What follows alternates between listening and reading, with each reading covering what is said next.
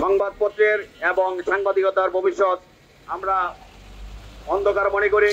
প্রতিবাদে আমাদের সহকর্মীরা গতকালকে গিয়েছিলেন কাপাসিয়া, তীব্র নিন্দা এবং প্রতিবাদ জানাচ্ছি। এই উপলক্ষে আজকের এই মানববন্ধন কর্মসূচি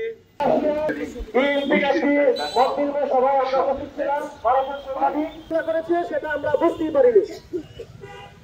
আমি বলবো আমাদের সাংবাদিকদের উপরে বারবার হামলা কেন? আজকে সকালে আমি দ্য ডেইলি স্টারে দেখলাম লালমনিরহাটে সাংবাদিক আসামকে ওয়ালটন আবারও মিলিনিয়ার অফারে ওয়ালটন ফ্রিজ কিনে আপনিও হয়ে যেতে পারেন মিলিয়নিয়ার। মিলিনিয়ার ছড়াছড়ি দেশ জুড়ে, এটা শুধু ওয়ালটনই পারে। ক্যামেরা ছিনিয়ে নেওয়া হয়েছে, তার কাছ থেকে ল্যাপটপ ছিনিয়ে নেওয়া হয়েছে, তার কাছ থেকে বোম ছিনিয়ে নেওয়া হয়েছে। সে লুটিয়ে পড়ার পরও তাকে মারধর করতেছিল কেন? সাংবাদিকদের উপরে হামলা কেন? এর তীব্র নিন্দা জানাই। করেছি, প্রশাসনকে বলেছি মামলা নিয়ে এই আসামিদেরকে গ্রেপ্তার করার জন্য। যদি আসামিদেরকে গ্রেপ্তার করা না হয় তাহলে এই গাজীপুর প্রেস ক্লাব থেকে সকল সাংবাদিকদের নিয়ে ঐক্যবদ্ধ একটি আন্দোলন আমরা গড়ে তুলব, যাতে ভবিষ্যতে সাংবাদিকদের উপর দুর্বৃত্তরা এরকম হামলা করার সাহস আর না পায়। রাজনৈতিক যারা আমি আহ্বান জানাবো, যারা রাজনীতি করে, রাজনীতি আপনাদের ব্যক্তিগত এবং দলগত বিষয়, সেসব বিষয় নিয়ে যাতে সাংবাদিকদেরকে মার করা না হয়, সাংবাদিকদের যাতে ইস্যু করা না হয়। সাংবাদিকদের হামলা করে অনেকে এটাকে তারা হাইলাইট হওয়ার চেষ্টা করে। তো আমার বিশ্বাস থাকবে গাজীপুর প্রশাসন তাদের দায়িত্বশীল ভূমিকা পালন করবেন, এবং যারা এই হামলার সাথে জড়িত আছেন এবং যারা হামলা করেছেন এবং যারা হামলার পিছনে ছিলেন বলে আমরা মনে করছি, তাদেরকে চিহ্নিত করে তদন্তের মাধ্যমে গ্রেপ্তার করবেন। একজনভাবে সাংবাদিকদের উপর হামলা করা হয়েছে। সাংবাদিকদের ক্যামেরা, মোবাইল, ল্যাপটপ এবং ডিভাইস কিনে নেওয়া হয়েছে।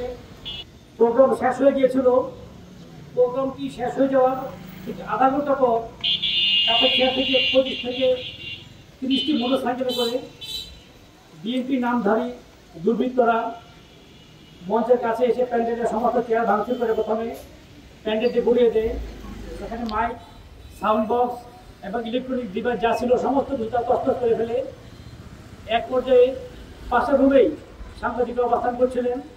তারা সেখানে গিয়ে সাংবাদিকদের উপর চড়াও হয়।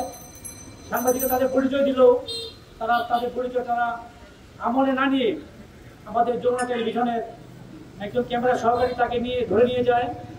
আমরা ওই সংসদের হাত থেকে সেই রকিকে রক্ষা করার জন্য আপনার চেষ্টা করি। তাকে ঘটনাস্থল থেকে প্রায় 100 মিটার দূরে নিয়ে তাকে বেদর মারধর করতে থাকে। তার শরীরে, মাথায়, পিঠে এবং বুকে জখম করতে থাকে। আমরা কয়েকজন সাংবাদিক আমাদের জীবনের ঝুঁকি নিয়ে তাকে রক্ষা করার আপনার চেষ্টা করেছি। তারা সংখ্যায় বেশি থাকে, তারা পারেনি। তাদেরকে বারবার রিকোয়েস্ট করেছি পাশে সাংবাদিকদেরকে হাত দেবেন না। তারা তার মোবাইল এবং ক্যামেরাটি ছিনিয়ে নেওয়ার সময় বারবার চেষ্টা করেছি, ভাই এগুলো ফেরত দেন, ক্যামেরাগুলো ফেরত দিয়ে দেন, ডিভাইসগুলো ফেরত দেন, মাইক্রোফোনটি ফেরত দিয়ে দেন। তারা অবশ্য ভাষায় সাংবাদিকদের গালিগালাজ করে। আমাদের কষ্ট হচ্ছে কার ইশারায়, কার স্বার্থ হাসিল করার জন্য তারা এই সাংবাদিকদের হামলা করার মধ্যে দুঃসাহস দেখিয়েছে।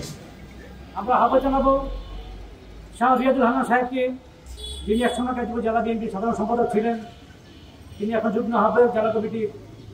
তিনি গতকাল হাসপাতালে এসে বলেছেন যারা হামলা করেছে তাদেরকে চিহ্নিত করে সাংগঠনিক ব্যবস্থা নেবেন। কিন্তু আমরা দেখলাম অনেক সময় পার হয়ে গেছে, কারো বিরুদ্ধে তিনি এখনো পর্যন্ত কোনো ব্যবস্থা নেননি। আমরা আশা করব আপনারা সাংগঠনিক ব্যবস্থা নেবেন। সাংবাদিকদের উপর হামলা করে আপনারা কি অর্জন করতে চেয়েছেন সেটা আমাদের প্রশ্ন।